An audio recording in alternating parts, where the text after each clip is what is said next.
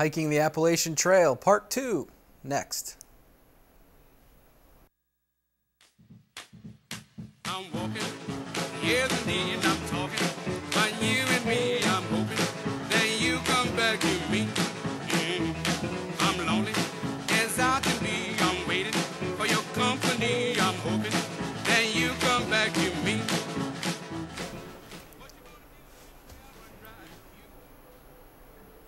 And hello, Green Spring. I'm your host, Andrew Seegers. It is Friday, September 4th, and we are heading into Labor Day weekend with Part 2 of resident Ralph Driscoll's Appalachian Trail journey he took about a little over 20 years ago. Is that right, Ron? Early I can tell you exactly 1990s. when. On Labor Day, which is coming up quite soon here, or maybe it'll already be here by the time we're on. Yeah, it's this weekend. On Labor Day in 1990, which is 25 years ago, is when we started the Appalachian Trail. And we had you on the That's when show. we completed it, I should say. Completed it. Yeah. We had you on the show a few months ago, and we talked a lot about the journey of it. And there was so much left to talk about, so we decided to have you back.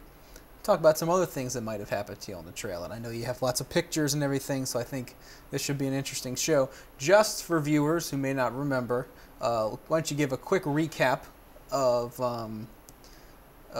what you talked about last time, and just the journey, and when you started and how long it was. Just bring people up to speed, then we'll jump into some more interesting stuff. Okay. All right. The journey was from Springer Mountain, Georgia, to Mount Katahdin, Maine.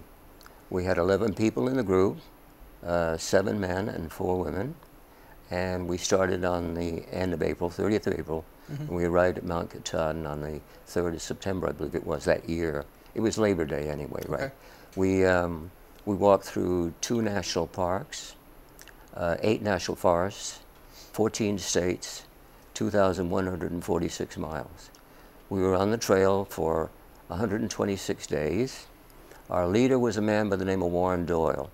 Dr. Warren, he's a PhD, by the way. He was teaching at George Mason University, and he has walked the trail. At that time, he had walked it 7 times.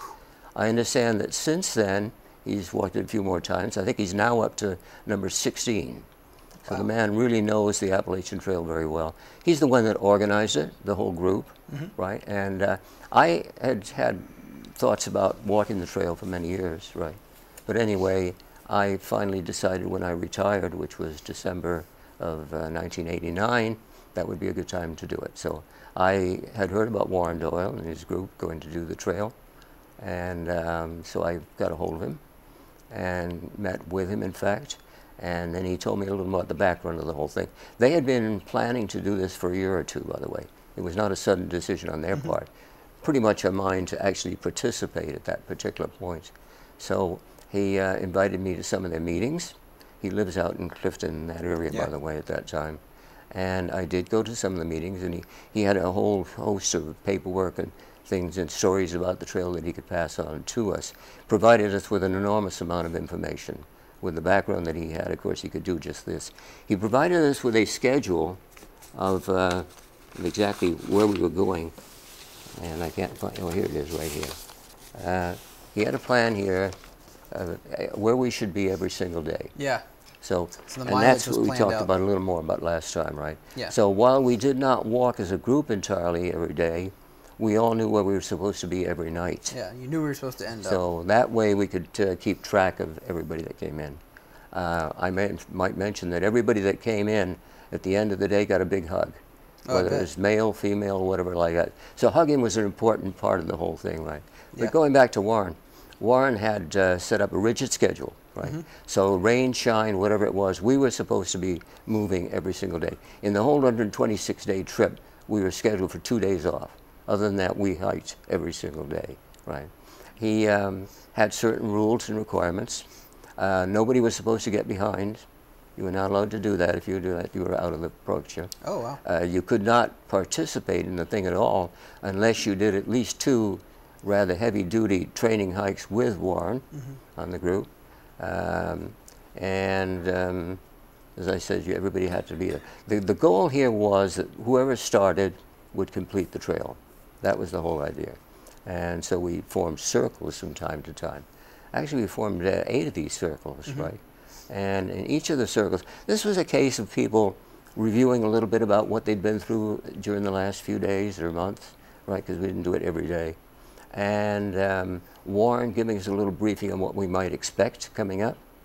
And of course, renewing our commitment that each and every one of us would complete the entire trail. And that's what happened, by the way. As you probably know, about 80% of the people that start never complete it. Right. In fact, I've heard stories about people who intended to, had good intentions, let's say, to hike the trail, never got to the top of Springer Mountain, Georgia. Right. Which is kind of interesting. Yeah, most people bail, I think, in the first week. We, last time we touched a little bit about the history too. Benton Mackay being the man that conceived the whole idea, right? He was not able to complete it. So because interest in it sort of died off and so on like that. Well, everyone remembers the famous book, A Walk in the Woods by Bill Bryson, and he didn't even finish the trail. That's right. Yeah. He didn't finish the trail He either, did not. that's true. Yeah. So it's not just a walk in the woods. It's not a weekend walk. No. Right. In 6 months, is that the average, or is that For the quicker? solo hiker, that would be about 6 months. Okay. That's about norm. Some a little longer, but right around that area. In our case, that represented 4.5 months. Yeah. But we also had a vehicle running support, which helped us a lot. The vehicle could get to us most of the time. Did that bring you all your food? They had some of the food, that's true. Okay. But Warren had arranged for post offices along the way, provided us information, so we all set up care packages and had a friend mail the care packages. Yeah. We give a date and a location and so on like that. And then this was the advantage of the vehicle. The vehicle would run in and pick up the packages, bring them back to us on the trail. Oh, there you go. So we could get some extra clothing, we could get a little extra food and so on like that. Yeah, because So that I was know a an good thing. unsupported hiker doing the trail will hike about an extra few hundred miles going in and out of town and things like that to either get a meal or a shower or pick up their post, I think they call it, pick up the post. Now I know there's a famous outpost just maybe a week's worth of a hike north of where you start in Georgia that's famous for buying back everything that hikers bring that they find out is unnecessary, and they'll mail it home to you Really? for a fee. Yeah, I found there's a guy set up a business there on top of the mountain. It's like the point where everyone realizes they don't need these 5 novels they brought to read in their tent, or you know, all this extra heavy stuff that they didn't need to bring along. Well, that brings up an interesting point, though. Yeah. One of the things that Warren emphasized was the idea of cutting down on your weight. You know, you really shouldn't be carrying more than about 20% of body weight, right? This is his goal, and if possible, cut it down. He always said, you know, check your pack, take out what you don't want, and then when you get all through, go back and check your pack and take out what you don't want, and then when you get through, take it, you know, this kind of thing. In other words, whittle it down to where you really can only get by with what you have to I know have. in my hiking group we call them ultralighters. The people that cut the ends off their toothbrush and pull the Yeah, tags I've out heard of their stories shirts, like that. and are really ounce counters. So Yeah. I mean, I guess if you're hiking 2,100 miles and change, And that could really pay off. Yeah. yes, it does. I understand the trail's a little longer today, by the way. Is it? Yeah, I think it's up to like 2180 or something now. Because they've It's a little rerouted a few sections. Yeah. Yeah. Well, you know, from time to time they try to get it off private lands. The trail, as you know, I think, Andrew, is managed by the Appalachian Trail. Now they call it Conservancy. Yeah. At one time it was a different name, but anyway, Yeah. Conference, right, originally.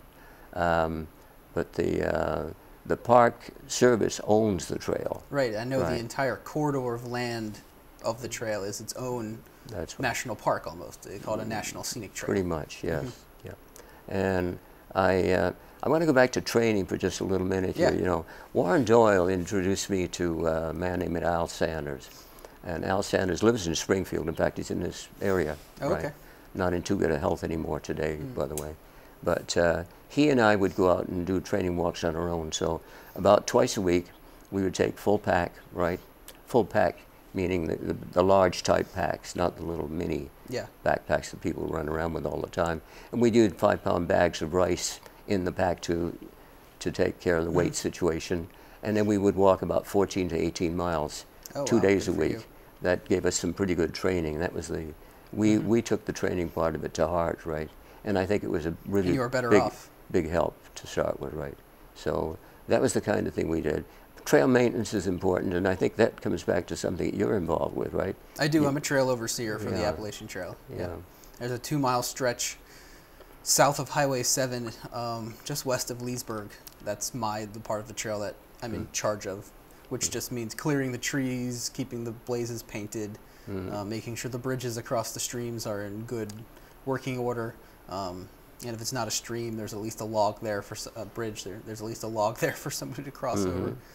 What else do I do? All the rocks, you know, raking out the irrigation ditches and stuff like that. Well, Yep. I can tell you this, the hikers that I met, not only our group, because we also met a lot of other hikers along the way, sometimes going our way, sometimes coming from the other direction, right? But everybody had nothing but good words to say about people who maintain the trail. It is really an invaluable asset to us in trying to do it. It's more hard fun than enough going to doing the gym. it, right? Pardon me? So it's more fun than going to the gym. Yeah, that's right. Sawing logs for 12 hours. Well, you do it for the big bucks, don't you? Yeah, Right. yeah, for free. Oh, that's right. Yeah, that's It's a volunteer. Right. You're a volunteer, of course, right. And I understand there are about 64 trail clubs that maintain the trail all the way about. up. So, And I belong to the PATC, which is so the one it's quite a run, yeah. for this area. Yeah. So, but you must have met some important or interesting people too. I know we did, right? Yeah, I mean, I've never hiked the whole trail, but in all the hikes I've done elsewhere and in my time in the group, volunteering for the PATC, yeah, you meet all sorts of interesting folks. And there are many people that have done the trail multiple times, which amazes me. Because I think that if I ever did it once, I'd be like, okay, check that off the list. Don't need to do that again. Well, I've had notes from Warren Doyle from time to time saying, how about it, Ralph, we're going to do another expedition to the trail, right? And I never took him up on that offer, by the way. I have hiked on the trail a number of times since then. Of course, in recent years, now that I'm getting ancient, right, they're going to put antique license plates on me pretty soon, I think, right?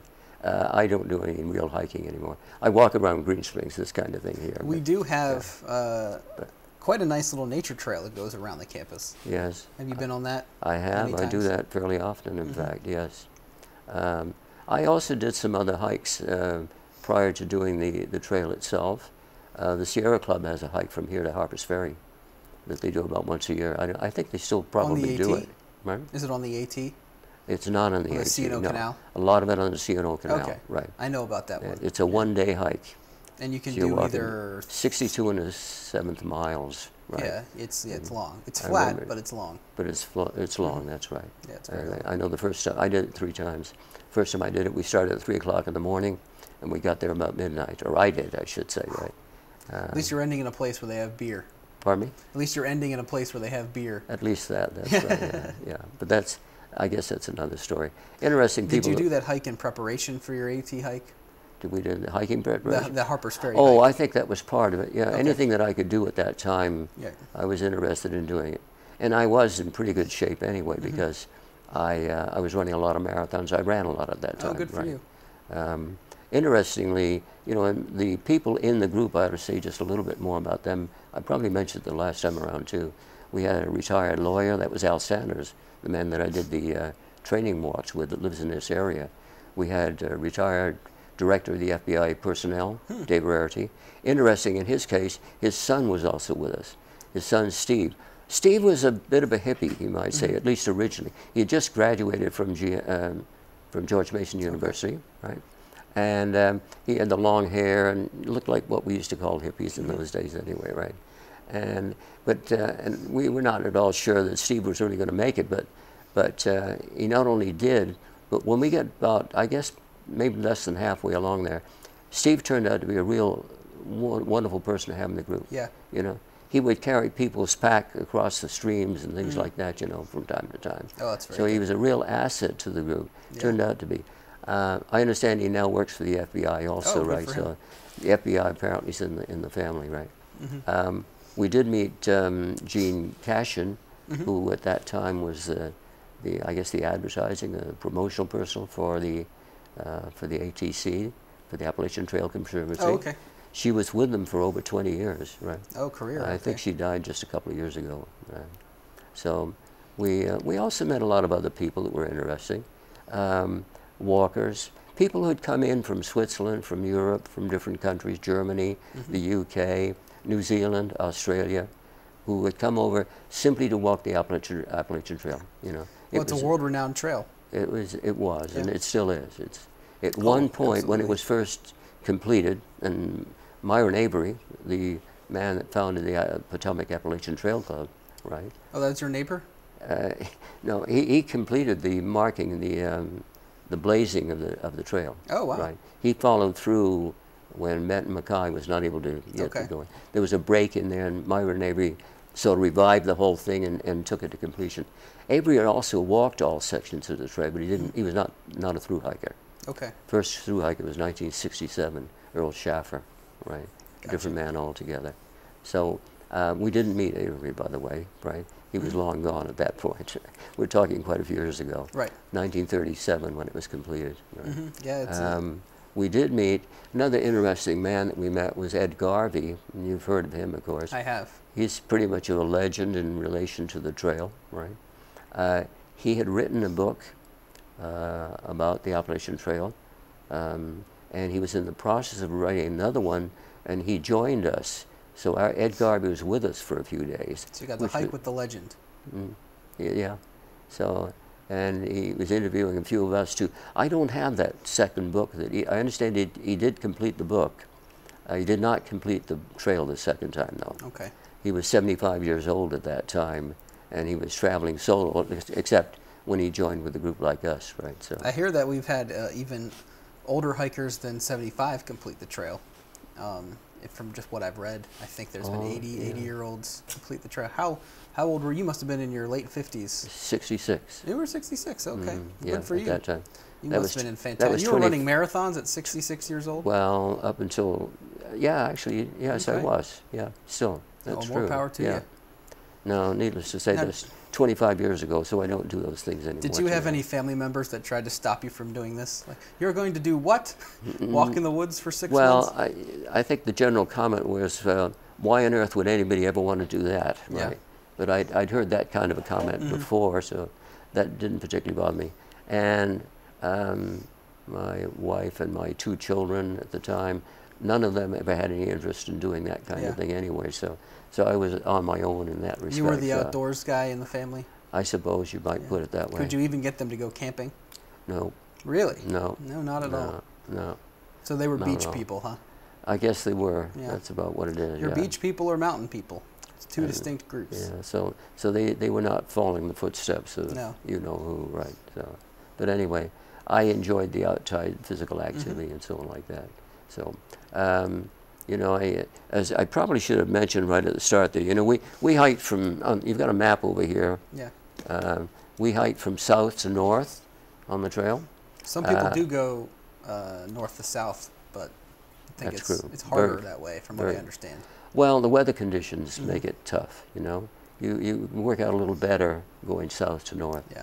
Because you avoid black fly season in That's right. The the black flies are northerns, pretty much gone by the time you the get up summer into heat the northern in the area. Mid-Atlantic. Yeah. Otherwise, you've got them coming north to south. Yeah. Right. You know, I mentioned Al Sanders just a minute ago, and Al had the man that I trained with, a local man. He had attempted to do the trail the year before with his son, and they got caught in a real bad storm, and the son had dropped out just before. I shouldn't say they, because at that point the son had decided to drop out anyway. This was only a few weeks into the hike. There's another case of somebody who's going to hike the whole thing and decided maybe it wasn't for him after all. But Al was determined to try to do it. He got caught in a storm, and this was in the Great Smoky Mountain National Park. He was afraid of getting lost. He finally got to a shelter. He went into the shelter, and he was in that shelter. The storm went on for over a week. He was in the shelter for 8 days, right? Wow. And as I said, he did not want to go out. One thing about it, in the Great Smoky Mountain National Park, you're supposed to register when you go in there. So they knew that he and other hikers were somewhere on the trail in the Great Smoky Park, right? So they sent a helicopter out looking for these people, and they located him, and they dropped supplies to him and so on like that. So he was able to get some food, because after 8 days he was out of food, water, everything else, right? The only thing he had were a lot of friends. Friends in the shelter being mice at this point. Other than that, yeah, they got to be very friendly. I think he said that after a while, you know, it was becoming a real problem at nighttime. He was trying to sleep, and the mice were running over his face. Yeah. So that's when he decided to go on the warpath. Right? he adopted the trail name. You've heard of trail names, of course, right? Oh, yeah. Of the mouse catcher, right? So he started killing the mice, right? That's where you got this trail name from. I've never slept in an AT shelter, but I've heard stories from others about the mice in the nighttime running over your sleeping bag. Oh, yeah. I've never had a desire to do it after I hear about those stories. Well, I'll camp in a tent somewhere else. Well, that's true. You don't have the mice in the tent, at least that, right? Yeah. And now, did you sleep in the shelters? Sir? Did you sleep in the shelters? Most of the time. Okay. Yes, yes. We sometimes slept in our tents, right? And when I had a chance, I would get into a motel or something. Yeah. It was nice to do that. You could get a decent cleanup. You know, I mentioned the Great Smoky Mountain National Park. About halfway through, you can get into Gatlinburg, which is a nice little resort town nice there. little place to And relax. we did.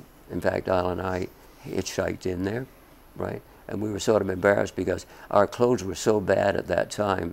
We used the washing machines there. I think we clogged up the whole system because of the mud that we had. We unloaded on their thing, right? Got to change the water. Yeah, another thing, interesting thing about the Great Smoky National Park, of course, is that that's where Klingman's Dome is. Klingman's Dome is the highest point in the Appalachian Trail, not too far from Mount Mitchell, which is the highest mountain on the East Coast, right? So, now, when I'm thinking of mountains and so on like that, Virginia, as I'm sure you know, Andrew, is contains the longest stretch of any one state of the Appalachian Trail. And not too far from Mount Rogers, not too far off the trail, as a matter of fact. Trail does not go with Mount Rogers. Rogers being the highest mountain in Virginia. It's a half-mile spur trail. Something like that. Yeah, I've been up it, and there's no view from the top. Okay. Yep, you spend all this time trying to get to the top of the highest place in Virginia, and then there's no view. Absolutely nothing, No. just trees. Well, this happens, you know. I could tell you about another mountain, but I'll be getting off on a different story then, right? Yeah, I might use the whole half hour for that. You've probably noticed then, between the trail and Mount Rogers, there's a memorial to Audie Murphy. Audie Murphy being the most decorated military person in World War II, right? Okay. And he apparently was flying an airplane, he had a personal plane, and he crashed into the mountain, and they have a memorial there in honor of him. So interesting. it's another little bit of trivia along the trail. So Ron, since we're coming down to our last few minutes, I want to ask you, what lasting impression did the trail leave on you? A lot of thru hikers will always mention some sort of, it'll either be some sort of emotional or spiritual or a physical rebirth that they kind of undergo. And was anything like that significant for you? Not so much the emotional part of it, although members of our team, certainly when we got to Mount Katahdin, were somewhat emotional about it. And I've heard of other people that really are very emotional about the whole thing.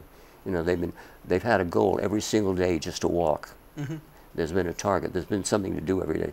All of a sudden, there's a bit of a letdown. Yeah. Because you don't have any good reason to be doing this anymore, right? So, and Katahdin in itself is a bit of a challenge. Yeah. It's the third highest mountain on the trail. Mount Washington being the second highest. Heck of a way to finish. Pardon me? It's a heck of a way to finish the climbing all the way up there. There's about 1/3 of it, I guess. It's very difficult. The beginning is not bad at all, and then when you get past that one elevation point, it sort of plateaus off, and then you hit the top of the mountain. So the trail ends at the top of the mountain. Yes, it does. So you get to be happy that you finished, but then you still got to hike back down the mountain to go home. Yes. Right? Something like that. Yeah. There are a couple of ways to come down. The way up is a little difficult, but there's a knife edge, which is even more difficult. Oof. There's an easy way down, or easy way up for that matter, and I've taken that. I've been up it since then, by then. Yeah. And taken the easy way up and down. So you don't always do it the hard way, right? So I think the big thing about it is that you have a real sense of accomplishment. Yeah. You've done something that normal people, I shouldn't say that, should I? That other people, many people just would not even think about trying to do. Some people, I think somebody made a comment one time about the trail being paved all the way. Well, of course, you know, there's no pavement. You're walking on a trail, you know. Oh yeah, and sometimes it's a trail that's hard to spot. Sometimes. But you know, another little interesting bit about traveling south to north, the rhododendrons, right?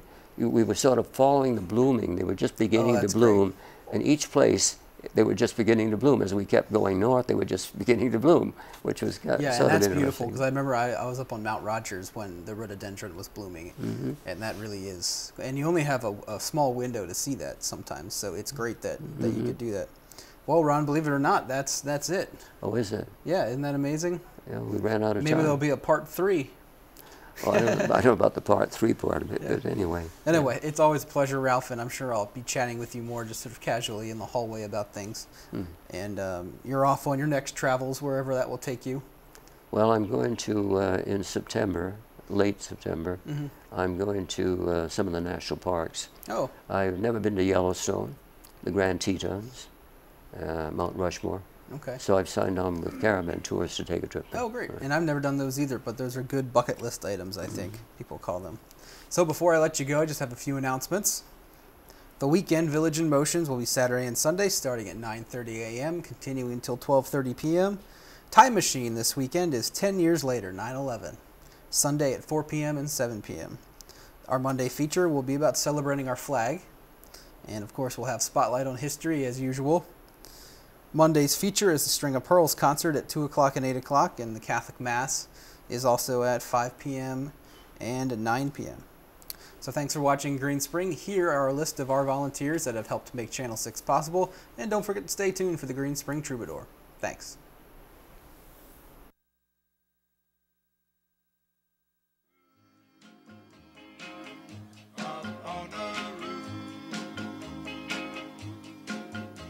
When this old world starts getting me down and people are just too much for me to face, I climb way up to the top of the stairs and all my cares just drift right into space. On the roof it's peaceful as can be, and there the world below can bother me. Let me tell you now, when I come home feeling tired and weak, I go up where the air is fresh and sweet. I get away from the hustling crowd and all that rat race noise down in the street. On the roof, the only place I know where you just have to wish to make it so. Let's go up on the roof. Yes, indeed, I'm talking about you and me. I'm hoping that you come back to me.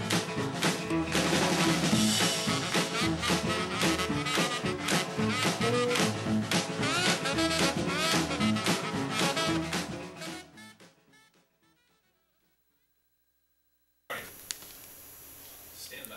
5, 4, 3, 2, 1. Riding on that new river train, riding on that new river train, the same old train that brought me here is gonna carry me away again. Hello folks, I'm Gray Parks, your Green Spring Troubadour. Today we celebrate the birthdays of Jimmy Rogers, Patsy Cline, and Harlan Howard. Well, Jimmy Rogers was born on September the 8th, 1897 in Meridian, Mississippi, and he died from tuberculosis on May the 26th, 1933 in New York City. His mother died when he was a young boy, and he spent much of his childhood with relatives in Mississippi and Alabama. His first job was working on the railroad as a water boy, where he was taught to play the guitar by rail workers and hobos. A few years later, he became a brakeman on the New Orleans and Northeastern Railroad. In 1924, Jimmy Rogers contracted tuberculosis, which temporarily ended his railroad career, but gave him the chance to pursue work in the music industry.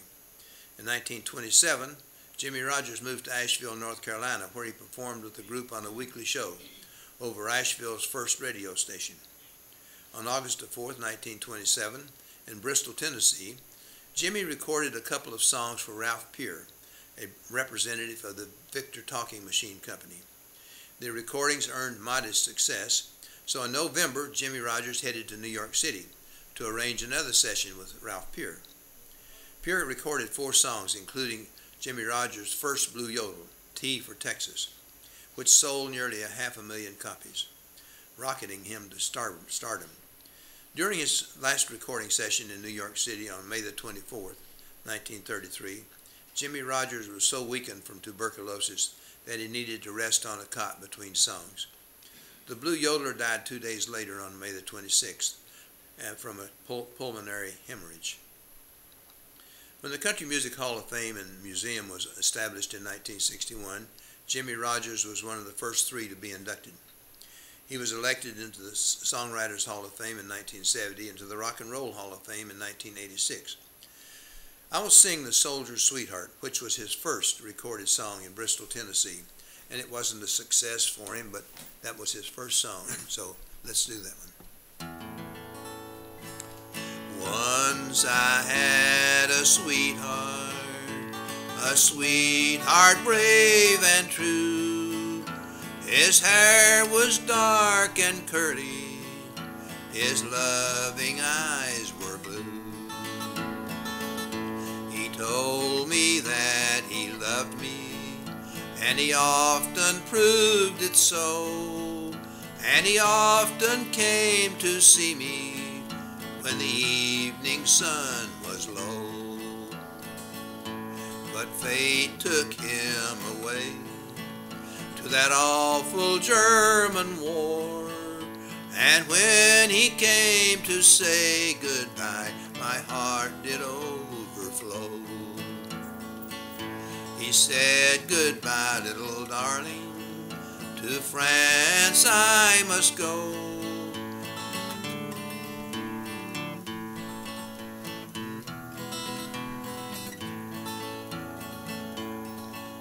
He takes the golden finger ring and he placed it on my hand.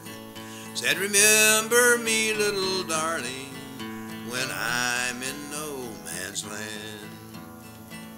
He promised he would write to me. That promise he's kept true. And when I read this letter, friend, I pray the war is through. The second letter I got from him, the war was just ahead. The third one wrote by his captain, my darling dear was dead. I'll keep all of his letters, I'll keep his gold ring too, and I'll always live a single life for the soldier who was so true.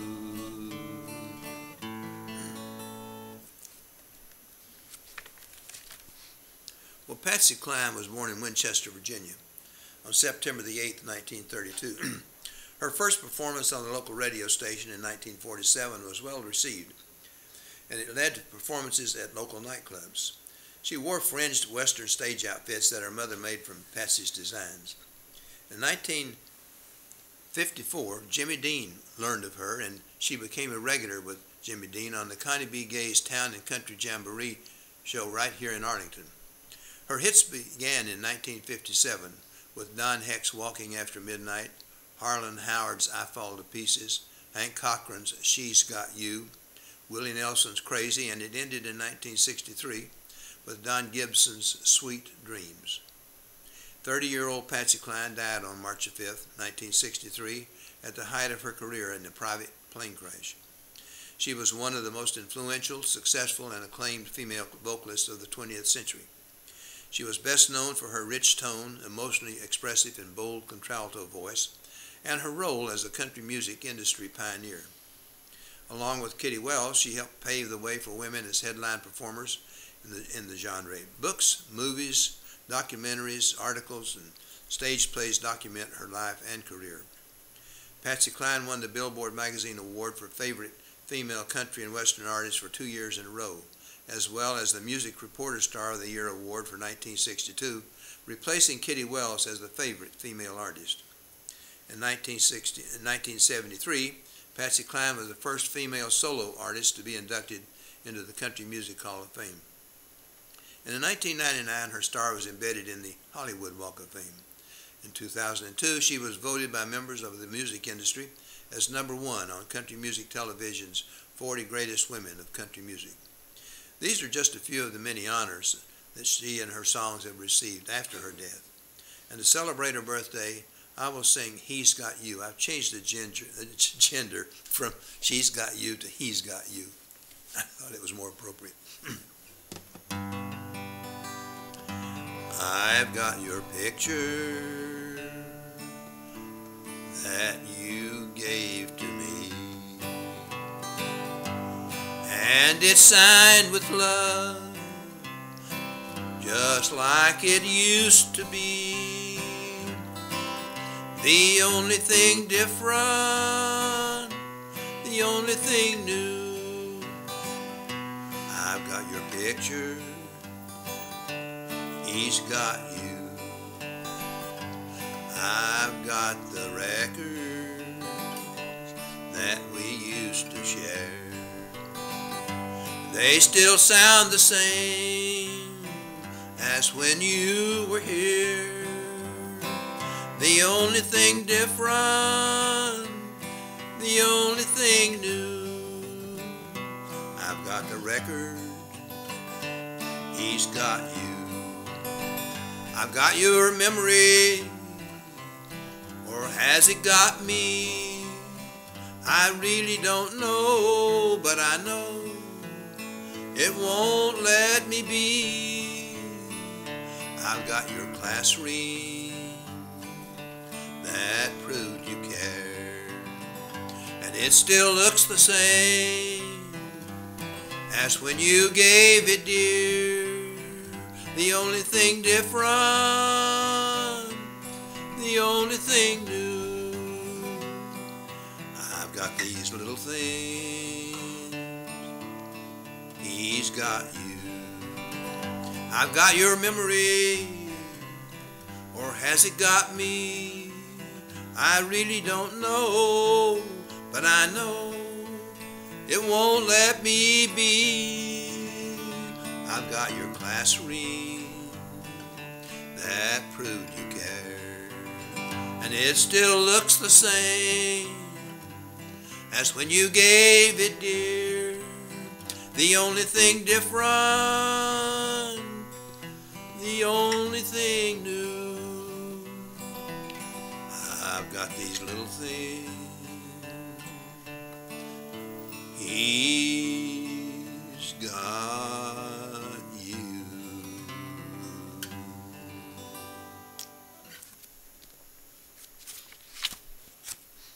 Harlan Howard was born on September the 8th, 1927 in Detroit, Michigan, but he grew up on a farm in Kentucky. He died March the 3rd, 2002. Harlan Howard completed only 9 years of formal education, though he was an avid reader. When he was 12 years old, Harlan began writing songs, and after serving as a paratrooper with the Army, he went to Los Angeles hoping to sell his music. He did manual labor while writing songs and pushing his finished material. Eventually, he sold some of his compositions, and his song, Pick Me Up on Your Way Down, recorded by Charlie Walker, went to number 2 on the country music charts in late 1958. A year later, Ray Price had a number 1 country hit with Heartaches by the Number, and a pop version of the song performed by Guy Mitchell went to number 1 on the pop charts. Well, Howard's songs were so immediately successful that in 1961, 15 of his compositions made the country music charts, earning him 10 music awards. Among his biggest hits was I Fall to Pieces, co-written with Hank Cochran and recorded by Patsy Cline. In a career spanning 6 decades, Harlan Howard wrote a large number of popular and enduring songs, recorded by many popular country singers. He was inducted into the Nashville Songwriters Hall of Fame in 1973 and the Country Music Hall of Fame in 1997. To celebrate his birthday, I will sing his song, Busted, which was a hit for both Ray Charles and Johnny Cash. My bills are all due, and the baby needs shoes, but I'm busted. Cotton is down to $1/4 pound, and I'm busted. I got a cow that went dry, and a hen that won't lay. A big stack of bills gets bigger each day. The county will haul my belongings away, 'cause I'm busted. I went to my brother to ask for a loan, 'cause I'm busted. I hate to beg like a dog for a bone, but I'm busted. My brother said there ain't a thing I can do. My wife and kids are all down with the flu, and I was just thinking of calling on you, 'cause I'm busted. Well, I am no thief, but a man can go wrong when he's busted. The food that we canned last summer is gone, and I'm busted. The fields are all bare and the cotton won't grow. Me and my family gotta pack up and go, but I'll make a living, how the Lord only knows, 'cause I'm busted. I'm broke, no bread, I mean like nothing. Well, I hope you enjoyed my songs today, folks. Please watch again next week at the same time, right after Village in Motion. Till then, this is Gray Park saying so long, and I'm leaving on that new river train. I'm leaving on that new river train. The same old train that brought me here is gonna carry me away again.